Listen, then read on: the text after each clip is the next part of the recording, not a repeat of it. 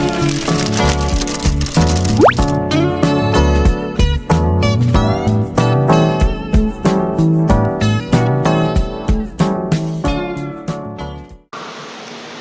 everyone.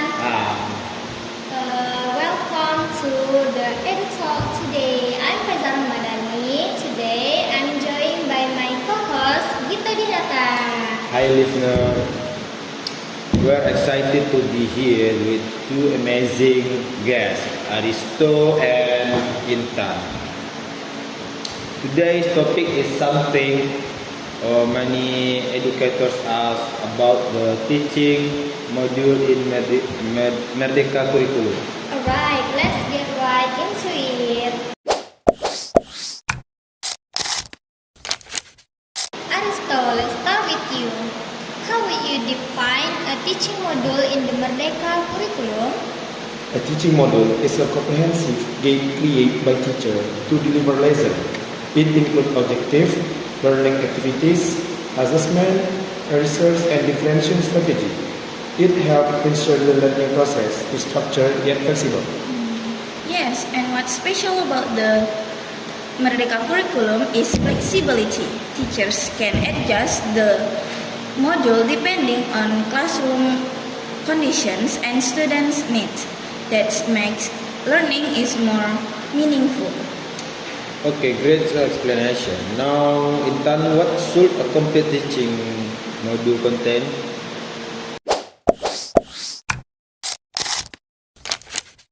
So, a complete module includes several components.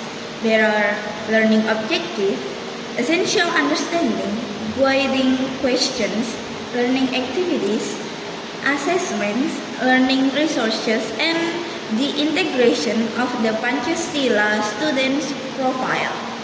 And let me add the learning objective must be based on the ATP or learning progression.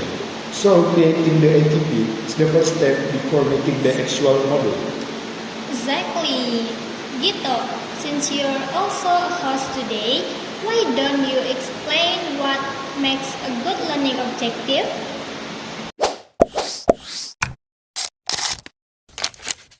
Okay, sure. A good learning objective should be clear, measurable, and aligned with the competency students need to achieve.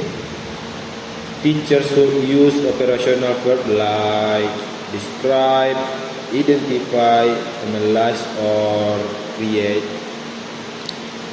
And let's not forget about alignment. The objectives must match the activities and assessments. Everything should point to the same directions. Alignment is definitely the key. Now let's talk about learning activities. Aristo, what do learning activities look like in the Merdeka curriculum?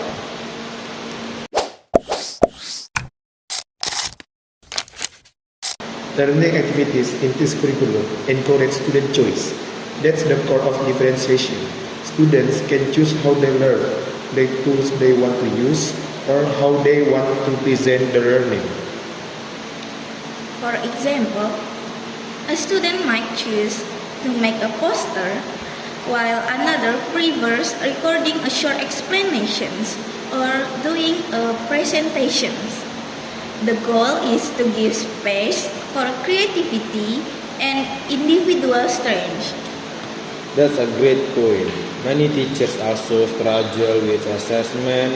Faiza, want to take the next question?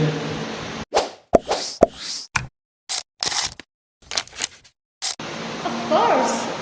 Intan, can you explain the type of assessments included in a teaching module? Sure, there are three main types. First, the agnostic assessment is conducted before learning to identify students' prior knowledge. And the second, formative assessment, is done during the learning process to provide feedback. And the third is summative assessment, is given at the end to evaluate learning outcomes. And each assessment should have clear rubrics or indicator. It helps students understand what is expected and how they will be evaluated. Very true. Now, before we wrap up, let's discuss the challenges teachers often face when designing a teaching module.